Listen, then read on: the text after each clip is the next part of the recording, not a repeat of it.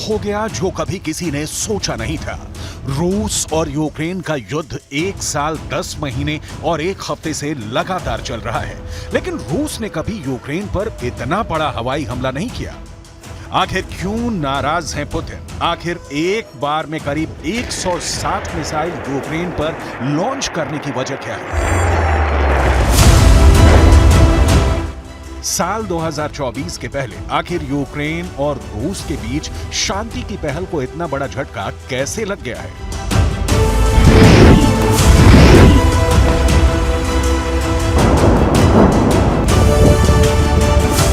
ये सब आपको बताने वाले हैं, लेकिन सबसे पहले देखिए ये चौंकाने वाले आंकड़े। दावा ये किया जा रहा है कि कुछ घंटे के अंदर ही रूस ने यूक्रेन की राजधानी कीव, खार्किव और आसपास के इलाकों पर 158 मिसाइलें दाग दी। यूक्रेन ने रूस में ऐसा कोहराम मचाया है कि कीव घुटनों पर आ गया है। सबसे पहले देखिए खार्किव की तस्वीरें।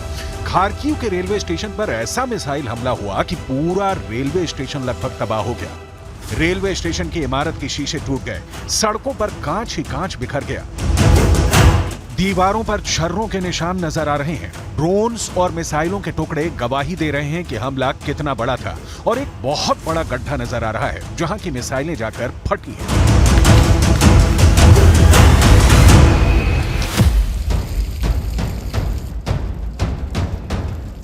अब जरा ये तस्वीर देखिए जो बोयारका की है। बोयारका पर भी रूस ने बहुत जबरदस्त हमला किया है। यूक्रेन के लोग पूरे जलते हुए मकानों को बचाने की कोशिश कर रहे हैं। इस घर पर मिसाइल और ड्रोन से हमला हुआ है। बोयारका के हर घर के ऊपर दर्जनों ड्रोन्स और मिसाइल से हमला किया गया है। पूरे मकान के ढांचे से आग धधकती हुई नजर आ रही है। किचन पूरी तरह से बर्बाद हो चुका है। Зараз в тому числі організовано надання допомоги за участю органів місцевого самоврядування та наших волонтерів. Тривають аварійно-рятувальні операції щодо пошуку людей, в тому числі, які зникли поки що безвісти. Основне влучання – це в торговий центр. Є влучання і прильот біля пологового будинку. Завдячуючи Богу, ніхто не постраждав. Під час повітряної тривоги частина людей була евакуйована. यूक्रेन को रूस लगातार बुरी तरीके से तबाह कर रहा है। ज़ेलेंस्की शांति कायम करना चाहते हैं, लेकिन रूस तैयार नहीं हो रहा है। रूस की शर्तें बहुत बड़ी हैं। राष्ट्रपति पुतिन ने चीन के नेता शी जिनपिंग से वादा किया था कि यूक्रेन पर उनका आक्रमण 5 साल तक चलेगा। जापानी अखबार निक्केई ने गुरुवार को रिपोर्ट दी है कि पुतिन की टिप्पणी स्पष्ट रूप से मार्च 2023 में शी के मॉस्को यात्रा के दौरान आई थी, जब रूस पहले से ही 1 वर्ष और 1 महीने के युद्ध में था और उसे कई शर्मनाक झटके झेलने पड़े थे।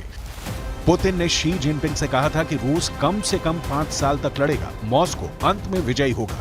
पुतिन के इस बयान से पता चलता है कि वो रिपोर्ट गलत थी, जिसमें कहा गया था कि रूसी नेता चुपचाप युद्ध विराम वार्ता के लिए तत्परता का संकेत दे रहे हैं। ये कहते हुए कि पुतिन 2024 के राष्ट्रपति चुनाव में अपने लाभ के लिए शांति की तलाश का भ्रम पैदा कर सकते हैं। निक्केई की रिपोर्ट पर ना तो क्रेमलिन और ना ही बीजिंग ने कोई टिप्पणी की है, जिसे स्वतंत्र रूप से सत्यापित नहीं किया जा सका है। प्रकाशन के द्वारा शी को शायद पुतिन की 2023 की प्रतिज्ञा पर पूरी तरह भरोसा नहीं था, क्योंकि उन्होंने 24 फरवरी 2022 को यूक्रेन पर आक्रमण से पहले रूसी नेता के इरादों को गलत तरीके से आंका था।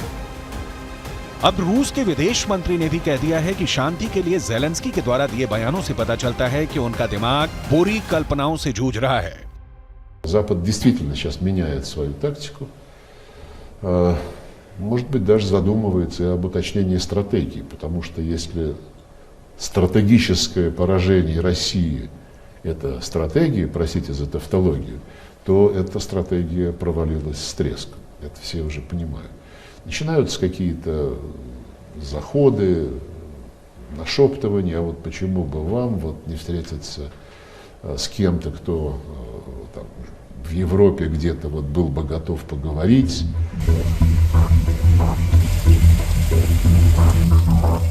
बोयारका कीव के पास का ही एक इलाका है और यहाँ पर एक के बाद एक दर्जनों इमारत पर ड्रोन और मिसाइलों से हमला हुआ है। आप इन तस्वीरों को देख सकते हैं। ये ईरान के शाहिद ड्रोन के अवशेष हैं। जिनसे हमला किया गया है। यहाँ भी पूरा किचन तबाह हो गया है, लेकिन यूक्रेन के लोग राहत और बचाव के काम में लगे हैं।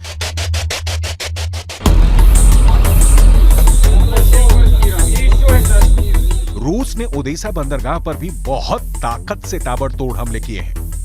इस हमले की वजह से बंदरगाह के शहर में रहने वाले तमाम लोगों की जान उस वक्त सूख गई जब रूस के हमले से यहां के लोग भागने लगे और ओदेसा बंदरगाह के शहर में रहने वाले लोगों की इमारत में धुआं ही धुआं घुस गया।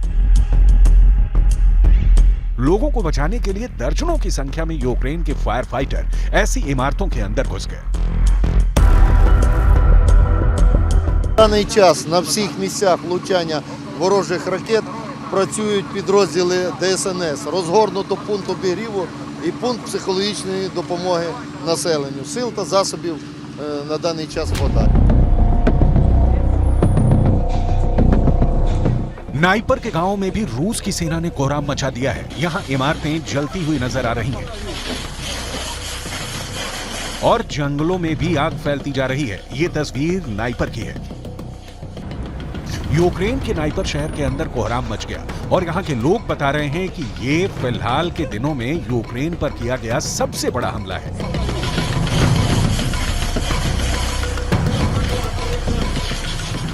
Одна людина загинула, 8 звернулися за медичною допомогою, одна потерпіла в достатньо складному стані. Є дуже багато руйнувань, тут поруч є будинки, фактично 10 будинків зазнали руйнувань, деяких взагалі всі вікна повилітали, двері покрутило. Також наша школа комунальна, ну тут живого місця немає. रूस ने कीव पर इतना खतरनाक हमला इसलिए किया है क्योंकि यूक्रेन ने रूस के कब्जे वाले क्राइमिया के बंदरगाह शहर फियोदोसिया पर रात भर हवाई हमले किए थे। यूक्रेन के इस हमले में लोगों की जान गई है। इतना ही नहीं, नोवोचेकर्स नामक एक बड़े लैंडिंग जहाज को भी यूक्रेन ने हमला करके भारी नुकसान पहुंचाया है। लैंडिंग जहाज नोवोचेकर्स 40 साल से रूस की सेवा में था। नोवोचेकर्स को पोलैंड में बनाया गया था। ये टैंक समेत कई तरह के बख्तरबंद वाहनों को ले जा सकता है।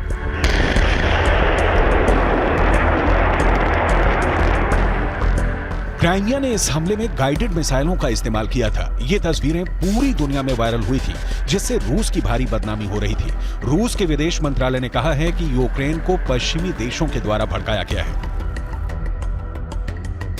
Российской провокации с использованием отравляющих веществ западного производства, чтобы затем инициировать в структурах Организации Объединенных Наций и мировых СМИ новую кампанию по обвинению нашей страны в якобы преднамеренном использовании химического оружия. कुल मिलाकर अब यूक्रेन के सामने सरेंडर के सिवा और कोई विकल्प पुतिन ने नहीं छोड़ा है।